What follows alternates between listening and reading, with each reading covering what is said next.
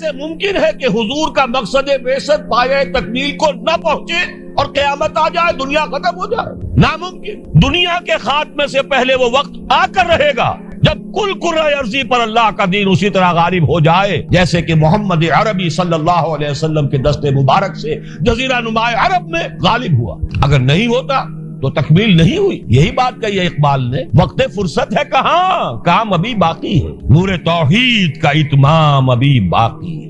جزیرہ نما عرب تو جگمگا اٹھا نور توحید سے، جیسا کہ بعد میں عرض کروں گا۔